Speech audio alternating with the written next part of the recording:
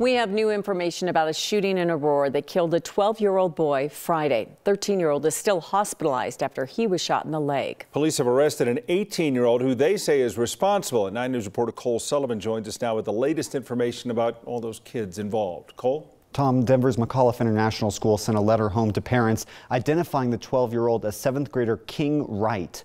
The principal calls King a charismatic young man and says his death will be especially hard on the students and staff who were closest to him. There's now a small memorial outside the house where it happened Friday afternoon. It's just a couple blocks south of the University of Colorado Hospital. Within hours, Aurora Police identified Rolando Felipe as a person of interest. They arrested him Saturday. Investigators say his story changed multiple times while they interviewed him. He said he had been robbed the week before and wanted his phone back.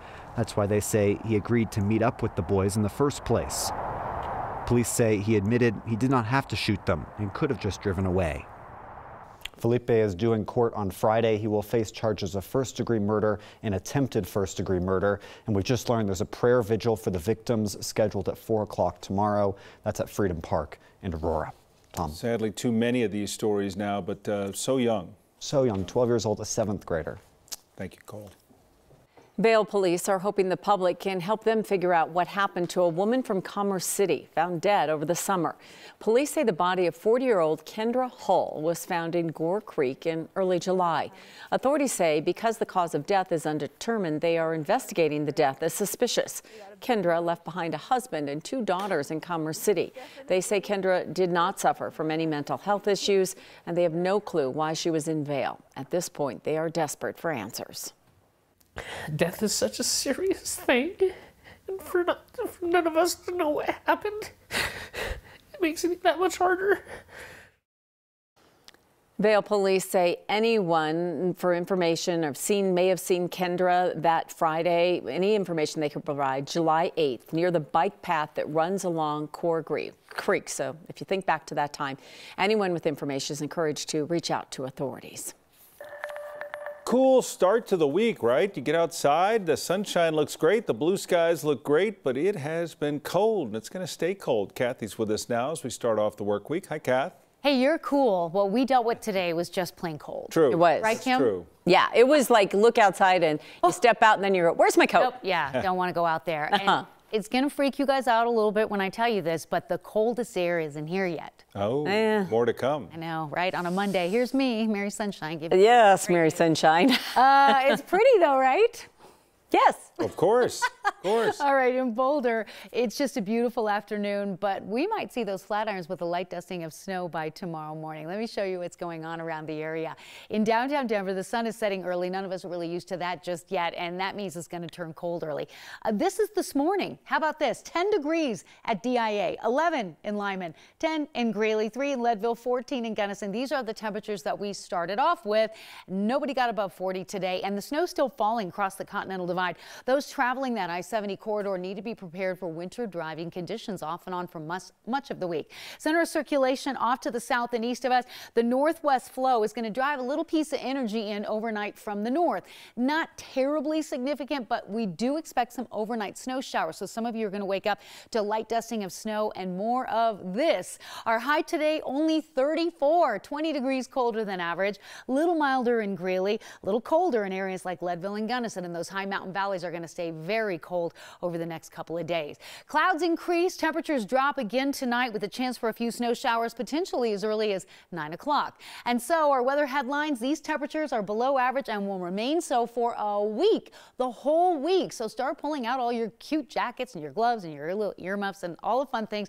You're going to need to wear something different every day. Why not? Because we have snow in the forecast twice, but cold for 5 days, maybe 7 days. And again, that's the headliner that Kim and Tom are excited about. The coldest air has yet to arrive. Yeah, when you say below average, it takes me back to my school days. Below average? Is that what you heard? I heard that a lot. Or did you even listen? I heard it. I heard it, okay. Kim and I cannot believe such a thing would be true. No, I think it was always above average. Exactly. Should have been there. Should have been there. But that was a long time ago, Tom. Way before you guys were around. But sometimes a little too talkative, maybe. It happened. Like the 3 of us, you mean? Once or twice. That's right. All right, Kathy, we'll see you in just a bit. Thanks. Sounds good. It's almost a week now since Election Day, but at this point, we still don't know who will represent Colorado's 3rd congressional district when it comes to Washington next year. The Republican incumbent, Lauren Boebert, leads the Democratic nominee Adam Frisch by about 1,100 votes. But Frisch says the Secretary of State and the district's county clerks have told him there are still between 3,000 and 6,000 ballots that need to be counted. That election, one of several undecided races across the country that will ultimately determine the balance of power in the House next session. Republicans need to win at least 6 more seats to gain control of the House and create a split Congress. That's because Democrats have now secured control of the Senate. That happened over the weekend. Yet another name to remember in the Denver's mayor race. Democratic State Senator Chris Hansen filed paperwork this morning. Hansen joined some other notable names who have already announced: State Representative Leslie Harold, Lisa Calderon, who ran for mayor 4 years ago, to City Councilwoman Debbie Ortega, and Kelly Broth, the former CEO of the Denver Metro Chamber of Commerce. Hansen spoke with 9 News political reporter Marshall Zellinger before he officially filed his paperwork on his run as to how he views himself as a candidate.